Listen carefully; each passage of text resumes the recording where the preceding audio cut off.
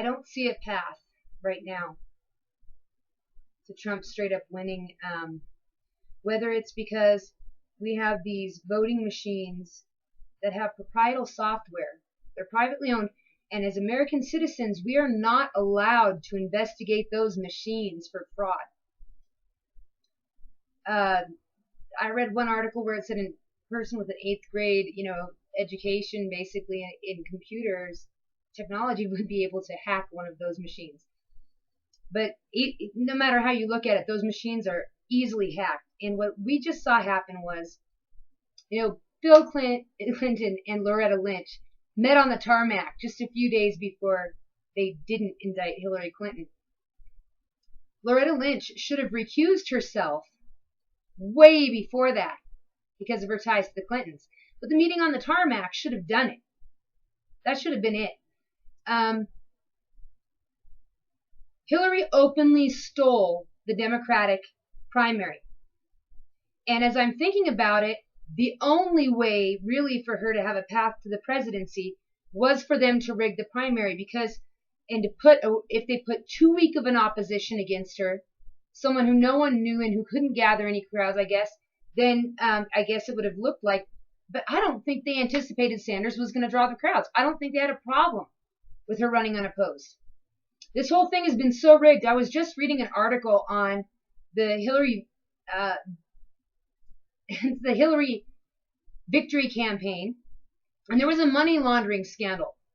Now, a guy named Ken Vogel from Politico covered this story on the money laundering thing and, tried to explain away the money. And, most of it went to Hillary's campaign. A small percentage of the it's over $60 million went to the DNC, a little portion of it.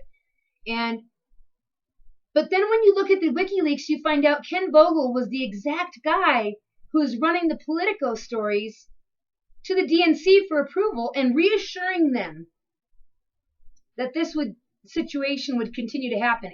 As he's the same guy who was running the story and reporting on the story on the money laundering, which we know there's been a history with the Clintons and New York Chinese money laundering. It's happened already before. In all the states where Bill Clinton won in the general election in 92, the Chinese, through several different people, but, James Rady being one, that's where they really sunk money in. People believed that was rigged. A lot of people believed it then. A lot of people believed that no one would ever take questionable money in politics again because of this whole business that got uncovered with Chinagate and the Clintons and the money that was coming in. And dude, Bill Clinton was hanging out with people who the FBI was openly watching because they were doing arms deals and they were shuffling, weapons from America to China. He's having coffee with the guy. The press reported on it back in the 90s. Bill Clinton said, I didn't know who he was, but everybody who worked at the White House said, how could you not? We all know who he is. He's on the FBI's most wanted. He's one of the top foreign operatives that they were watching out for. So the Clintons have gotten away with this stuff. The problem is that, there's been so much discussion about the Muslim refugees from Syria. And one of the main things that I've wondered about is I have friends who are Mexican who they've gone through hell to become citizens. And they're proud. They know more about the Constitution. They know more about our government and our history than most American citizens. They have to stay crime-free. They have to go through so much to get their citizenship. And these people are rolling in, and they're just being put right in here, and they're not having to go through all of this. But the thing that really gets me about it, and this is interesting, is that most of the people coming in, I keep thinking, where are the women and children? We know Muslims like to rape women and children and kill them. Where are the women and children fleeing Syria? Where is it? These are mostly young men. 18 to 30, I think, is the age range of the men that are coming in. This is another way to rig the general election because Muslims generally almost always vote Democrat. These are men of voting age. No wonder there's no women and children. Just like the Loretta Lynch thing was planned ahead. Think of this as a game of chess the Clintons are playing. They're thinking 4, 5, and 10 moves ahead, and the people who handle them are thinking that many moves ahead. Loretta Lynch was in her place. Obama was in his place. They have brought people in who are in their places. It is all in place. And really, if Trump or anybody is really going to try to win this election, you have to challenge the legitimacy of the primaries. That Hillary Clinton is not the legitimate Democratic presidential nominee, and Bernie Sanders did not do his job. He was a Benedict Arnold. I thought because he was 74 that he would say, you know what, death threats or not, I'm going to do what's right. He didn't even do the minimum that was right. He could have even conceded to her but said this collusion was wrong. This was rigged and people's votes didn't get counted, and you announced Hillary the day before California voted. What's going on here? But if they somehow, if the Clinton machine, right? If Donald Trump, and I believe, like I said, I believe he's going to win the popular vote. That's not really where I see the problem. Although it does seem convenient that men who will vote Democratic have been put in swing states and unknown numbers brought in as refugees. That 2 of the states that they're considering swing states this year are Colorado and Nevada. Do we remember what happened in Colorado and Nevada? Colorado is where Ted Cruz stole all the delegates without any kind of election. Nevada is where the Sanders campaign had their campaign office windows shot through. Sanders put out a statement. They only read the first half of it on the news about what went down in Nevada. Part of it was somebody was firing a gun off into the campaign offices, Sanders' campaign offices.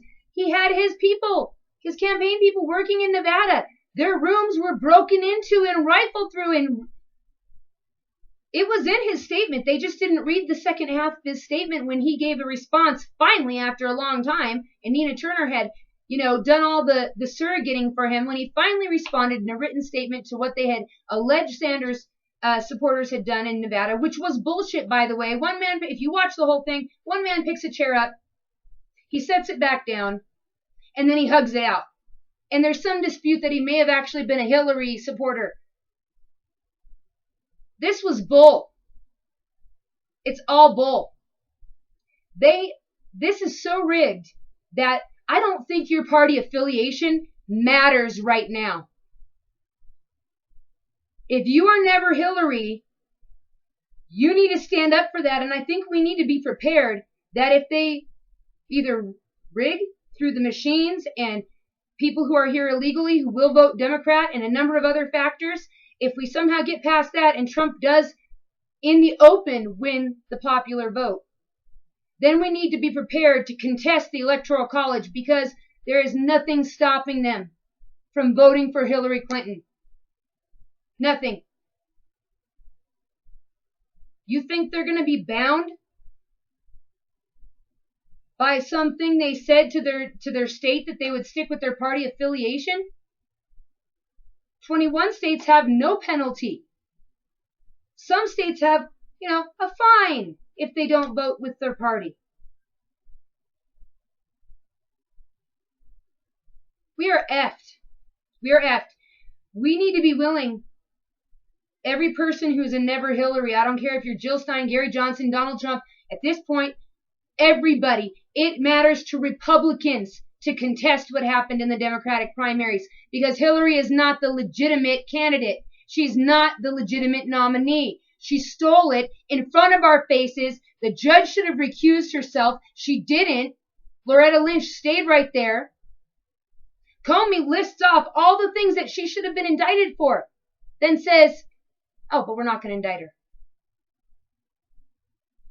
Everything was stacked ahead of time. Sanders he had connections with the Bush family and the Clintons going back to the 90s. The 90s. He wanted to dump Vermont's nuclear waste far, far away, and he couldn't do that.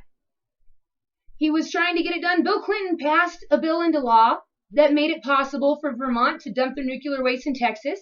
George Bush was the governor of Texas, and he put Jane Sanders on his Texas nuclear waste, board, put her on it to decide where the nuclear waste went. They decided on Sierra Blanca, a minority town with mostly people who didn't even speak English.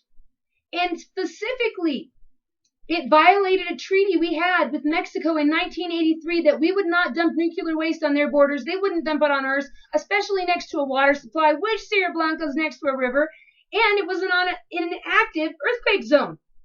But because the people of Sierra Blanca couldn't protest, George Bush, Bill Clinton, Bernie Sanders, and Jane Sanders all went through this thing together.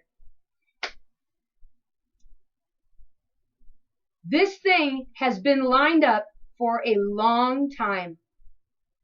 When the Electoral College doesn't go with the popular vote, if we get past that hurdle, we have to be ready to go get our lawn chairs, have a bunch of food and water, sit out on our front lawns, and say, you know what? Peaceful sit-in at our homes. I think we could get about 70% of the adult population to say, we're not going to work if you're going to install a president as if we are living in communist China. And that is not acceptable. And if you want to think about how China treats their protesters, because they are the ones influencing this election, they got Gore and Clinton in office the first time around. They did it the second time around. They were the largest campaign donor the first time around when Clinton and Gore were an unknown factor trying to get in office. Nobody even knew who he was. He had no foreign policy experience. The day that Waco, Texas went up in flames with tanks, right, and fire,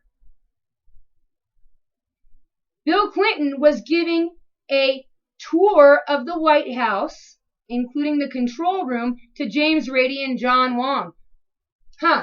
You know what James Rady did?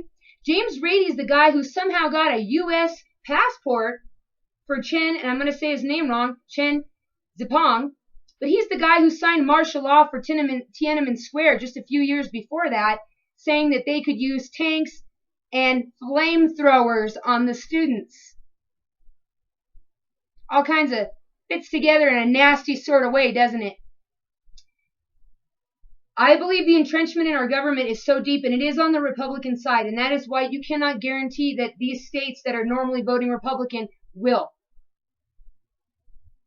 Or that the swing states will go with the popular vote, because they won't. We need to already know that regardless of party affiliation, never Hillary. We're not taking a dictator. She couldn't own a gun, as one person pointed out. Current law, she couldn't buy a gun. How can she have our nuclear codes? How is that possible? When she sold our uranium for nuclear weapons to Russia for massive donations to the Clinton Foundation when she was Secretary of State in violation of an oath she took to the President of the United States. Which is another interesting thing, because one thing Obama said, and I watch people's faces when they say something. One thing Obama said about his presidency is he was hoping that down the road his legacy would be remembered by what he did not do. But I was watching his face and I saw some honesty. And I wondered to myself, what did they want him to do that he didn't do? It must have been bad for him to say no. And that's his legacy. That he didn't take it as far as they wanted. This is not the time to be chilling. This is the time, this is the time to let your fear kick in and actually think about what you're going to do next, because they're putting this stuff in our face. I mean, in particular, when I talk to older people and they understand about judges, they cannot believe that Loretta Lynch was even there in that spot to begin with.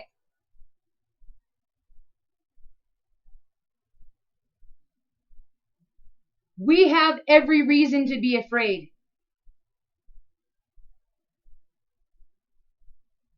We cannot allow and abide, regardless, like I said, of party affiliation, we cannot abide by this stolen primary, because this was the only way to get her in office. They had to steal it all the way down the line. I saw a young girl putting out a video the other day listing every single one of the Clintons' crimes. It was her first video. It was really good. You know what? Mass protest. Green Party, Libertarian, Republican, Democrat who got screwed. I don't care who you are. If you're an American, you better make a big whoop about this primary because she shouldn't even be the nominee. Lawfully, she should not be the Democratic nominee, but that was their plan all along. Now we have to make some plans. We need to be willing to do what it takes because in order to save our country, we can't just all vote and then hope and pray. I mean, seriously, I would hope and pray for Trump. That's God's honest truth. That's how bad. Hillary's bad. She's bad. She's really bad. If you look into her history, if you haven't done that already, you will be scared. You will be frightened. It's bad. It's worse than you could think. There's books written on this crap. Their connections with the Chinese government are so twisted and corrupt and well documented by the CIA in unclassified documents. Going way back.